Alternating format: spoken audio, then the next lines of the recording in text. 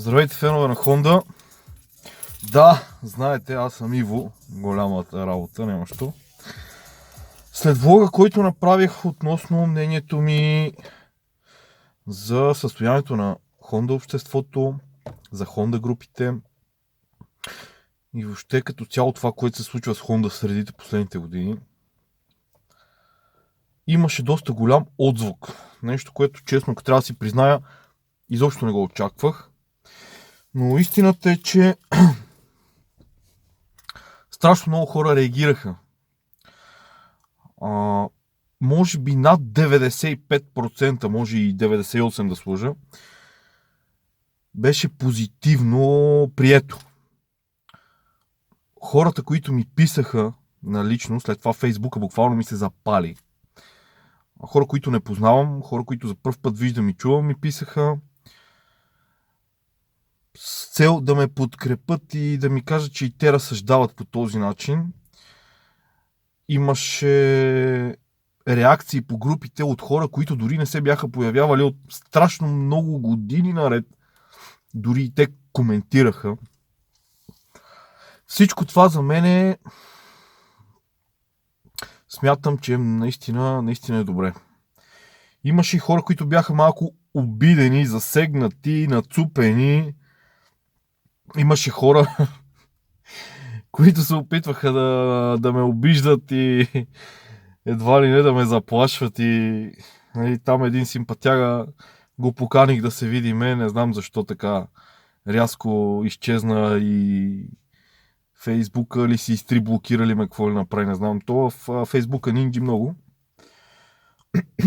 С други, които ме посрещнаха така по-резко, в последствие разбраха какво имам предвид. Но щом някои хора са се почувствали засегнати, това е много хубаво. Значи разсъждават, мислят, значи искат и те нещо да променят. Това е хубаво. Това страшно много ме радва. Ако нямаше негативни коментари, ако нямаше никаква реакция, това щеше да е много притеснително. Но що има такава реакция, значи всичко е окей. Значи все пак нещо някъде тлее. Все пак огъня не е изгаснал. И това е много важно. Много хора ме попитаха, добре бе, като знаеш толкова, кажи какво да направим, за да се промени. Добре, казвам веднага. Така. Моето мнение. После да не ревете. Така разсъждавам, така мисля аз. Не искам никой да е съгласен с мен. Това е моето виждане. Така. Старото поколение, което преди години са се занимавали с форуми, с бирки, с срещи и така нататък. Това са хора, които имат опит. Това са хора, които са допускали много грешки, което е добре, защото знаят какво не трябва да правят. Но проблема в тях, в нас, аз се бутам при тях, е, че разсъждаваме глупаво, като казваме остави ги, не се занимавай, няма смисъл, изморих се, писна ми, то това. Разбираемо е. Всеки един от нас може да говори с факти, които са напълно достатъчни, за да се откажеш и да се отдръпнеш. Факт. Но както във всяко семейство има караници, простоти, глупости, но продължаваме да се обичаме и да бъдем заедно, нали така? Това може би е кусура на старото поколение. Новото поколение. Синдрома на 21 век, така си го наричам, аз си кръщавам разни неща, като ми е скучно, е ти ли ще ми кажеш бе? Значи по-новите хора са, не можеш да му кажеш нищо. Без значение дали, ако може да си на 300% прав, не можеш да му кажеш нищо. Как бе, ти на мен ще ми обяснява, ти пък къв си бе, ти па за кой си мислиш? Пичове, това едно време се лекуваше с шамари и затова едно време по-младите имаха респект към по-старите, уважаваха ги и в училище към по-големите от тях, и към преподавателите, нали, учителите. Имаше респект, имаше уважение. Сега това уважение зеро, няма такова. Това с шамарите не го приемайте лично, просто ви разказвам как беше преди. За да се подобрят нещата, всеки трябва да отстъпи да си преглътне егото. Да, знам, наранено е, моето също. Да, знам, трудно е, да, знам, не е приятно. Всеки мъж, нали, си има някакви граници на търпимост, някой е по-търпелив, друг по-малко и така нататък. Това са нормалните неща от живота. Но ако всеки един от нас не дръпне малко назад и не преглътне, няма да стане. По-младите би ги посъветвал да се слушат в думите на хората преди тях, защото те са страшно ценни. Те са вряли, кипяли, са минали по този път и знаят простотията. И можете да научите страшно много от нас. Страшно много. За тези като мен и тези преди мен, нали, които са правили много повече и така нататък,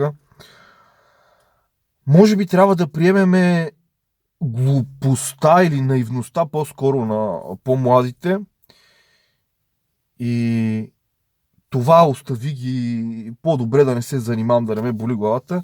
Може би пък ние точно това нещо трябва да го преглътнем и да подадем ръка. Както ние на тях, така и те на нас. Това всичко е взаимно. Не обвинявам повече нито едните, нито другите. Може би живота така завъртя поколенията като цяло. По-старото поколение, колкото и да ни е приятно да си го признаеме, те са много по-успешни от нас и говоря за по-младите от мен, защото аз вече ми посивяват тъшаците, така да се каже. Хората много по-рано са започнали да работят, много по-рано са имали деца, много по-рано са купували жилища, много по-рано са се устройвали, просто живота така е вървял, просто всичко е различно. Нормално е да се променят нещата, нормално е да се променят мислите, нормално е да се променя всичко, но трябва да си приемаме недостатъците, за да вървиме заедно, ако искаме, разбира се, да сме окей. Младите могат да помогнат на старите с отразяване на събития. Реклами, интернет, по-съвремени неща, чаткат ги, по-бързи са, по-досетливи са. Но пък опита на старите е безценен. Те могат да ви кажат как, кого, защо, самото отношение и много, много, много, много важни неща. За да се случи нещо както трябва да си подадем ръка взаимно. Иначе няма да стане нищо, това е повече от сигурно, няма какво да го коментираме. Аз не съм част нито от Honda Brothers, нито от Honda Fan Club България. Говориме за Facebook групите. Общо взето аз приключих всичко, още си беше само червения форум. Какво стана? То и преди червения форум имаше, но да не се връщам толкова назад. След разцепването, червен форум, син форум, зелен форум, бен форум, Honda Brothers, Fan Club, Мен Club, колкото повече се разделяме, внася се някаква нелепа омраза, едните говорят против другите, другите против третите, третите против петите, всичко отива по дяволите и няма как да стане. В този случай искам да кажа, значи, аз не съм част от нито една група по никакъв начин. Не искам по никакъв начин да казвам на Brothers какво да правят или да казвам на Fan Club какво да правят в групите си. Honda Brothers са се събрали, организирали са нова национална среща, вкарали са нови идеи, предизвикват немски автомобили, фенове на немски коли, така нататък. Нещо, нали, правят, действат, правят сбирки, правят срещи. Fan Club групата правят нищо. Групата е изчистена, подредена, с по-малко простоти, по-стегнато върви. Страничката, окей. Страничката си е там на едно момче, нали? Няма споменавам имена, някой пак да не се обиди. Окей, хубаво, страничката, чудесно, движете си я, правете си, но нищо не се случва, братлета, нищо не променяме. Нищо. Просто докато сме един срещу друг няма да стане. Ако ще го караме така, окей. Тогава аз ще си направя нова група, моя си група. Самичък ще си бъда и аз. Ще започна да правя събития и срещи, както аз реша и сметна за добре. Хората, които биха ме последвали, са добре дошли. И в групата ми, и по събития. Колко групи трябва да направим? На колко части трябва да се разцепиме, за да се случи нещо? Питам и май отговор не искам, защото отговорът е ясен. Колкото повече се разделяме, толкова по-назле върват нещата. Бих искал да дам съвет на всеки един, ако го потърси. Симпатягите от фен-клуб България групата не искат. Окей, аз по никакъв начин не искам да се бъркам нито в едната, нито в другата група. Аз съм никой. Не ще да им казвам нищо. Окей. Брадърса, питали са ме.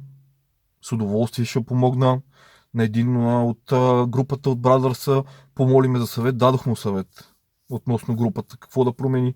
Ако сметнат за добре, ако им харесват моите идеи, нека го направят. Но ние продължаваме си бъдем разделени. Продължаваме един друг да се плюеме и резултатите са на лице. Или по някакъв начин се събираме, дето се вика на една голяма кръгла маса и си решаваме проблемите. Веднъж за винаги.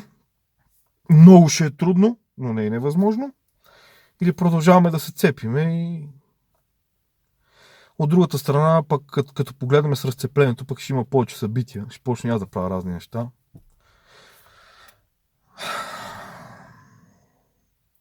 Малко става тегаво, както и да е. Това беше моето мнение. Исках просто да дам отговор към всички. Много бих се радвал отново да има реакции, всеки да даде своя коментар и всеки да напише какво мисли по темата. До скоро!